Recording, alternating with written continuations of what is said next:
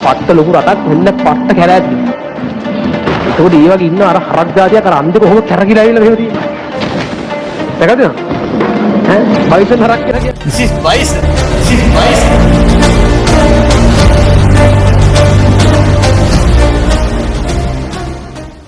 අන්න හරිය.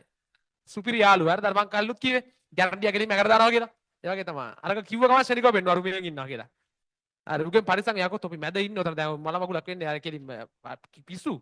සෝඩියම් ලවණයක් කියලා වරහණක් ඇතුලේ තියෙද්දි ගහන පොටෑසියම් කාබනේ. ඒ කියන්නේ දැන් අර පිස්සු කට්ටියට සාමාන්‍යයෙන් දැන් මොකක් හරි උසාවියකට නඩුවක් ගියා කියන්නකෝ. පිස්සු කියලා ඔප්පු කරගත්තොත් එහෙම දැන් උඹලට හදිස්සි හරි එකෙක් කියලා ගැහුවා කියපන් ගලකින් ගැහුවා ඔළුවට. හරිද? ඔළුව පැනලා 10 කෑල් 10කට විතර ඔළුව පැනලා මම 20ක් විතර දැම්මා. උසාවියට ගිහලා පොලිසියට ගිහලා පැමිණිල්ලක් දාලා උසාවියට නඩු දාලා වන්දි ගන්න යනවා.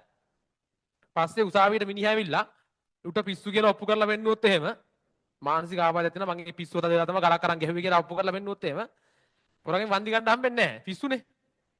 දැන් ඒතර ඔය ළඟ ඉන්න කා ඉන්නවනම් ඌගෙන් භයානකයි. ඒ කියන්නේ දැන් මේ වගේ පොටෑසියම් කාබනේට් ගහපු එකේ ළඟ ඉන්නවනම් ඌ භයානකයි. ඒ කියන්නේ දැන් ඌට නඩු නැහැ පිස්සු. එළින් ඌට පිස්සු කියලා ඔප්පු කරන්න පුළුවන් මේ MCQ එක පෙන්නලා. සෝඩියම් ලවණයක් කියලා ඉතින් මම පොටෑසියම් කාබනේට් වලට ගැහුවා. මට පොඩි මානසික ආබාධයක් තියෙනවා. එහෙම. හරිද? හරි ඉවරයි. ගහපු එකයි ඉවරයි. හරි අහගෙන ඉන්නකෝ. රයිට්. ඒකේ ආයේ කතාවක් නැහැ. උත්තරේ තුන්වෙනි උත්තරේ. හරි. ඊළඟට 16 වෙනි එක. අහගන්න 16 වෙනි එක. 16 වෙනි එක. පස්සේ ඔළුනේ. වැදගත් දෙයක් නැහැ නේද? මේක අහගෙන ඉන්නකෝ. මේකේ උත්තරේ කීයද? කී උත්තරේ? මොකී උත්තරේද කියලා අහනවා ඊයස්සේ. ඈ? ඒ සහ හැ නැහැ. C. ඒ සහ C. බත් එකද කියන්නේ? හරි. මේක මේ කොපර් සල්ෆේට් ද්‍රාවණයට මැග්නීසියම් දැම්මම මේ සඳ ක්ලාස් එක දාන්න එපා කියලා චිට්ටක් වගේ තොගයක් පිටින් ආවා ස්කෝල් වල සයන්ස් ඩේ අනම්ම නම් තොගයක් වැඩ තියෙනවා කියලා.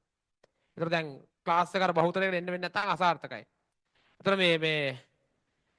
මේ බ්‍රහස්පන්ද කොහොමද කරන්නේ? දැන් ඒ ආසිචිත් දාලා ආයෙ බ්‍රහස්පන්ද කරමු. දැන් සුද්ධ සිංහලෙන් උදේ කිව්වා බ්‍රහස්පන්ද කරන්න වෙන්නේ නැහැ කියලා. එකක් පොය කරා ගියමුකෝ මෙහෙම මට එන්න විදියක් නැහැ. හරිද? පොය එකක් ඒ පොයට තමයි ඉවෙන්ට් එක දාලා තියෙන්නේ. ඉතින් පොයට පන්ති ඔක්කොගෙම නිවාඩුනේ ඒකින්ද. ඒතර මේ බ්‍රහස්පන්ද කරන්න වෙන්නේ නැහැ. එහෙම වුණොත් ඊළඟ බ්‍රහස්පන්ද ආයෙ කරන්න වෙන්නේ. දැන් මම ගෲප් එකට දාන ඔප්ෂන් එකක් ඒකට වෝට් කරන්න ක්ලාස් එක සඳ කරනවද නැත්නම් මේ බ්‍රහස්පන්ද කරන්න තු ඊළඟ බ්‍රහස්පන්දම ආයෙ කරනවද කියලා. මම කැමතියි සඳ කරන්න.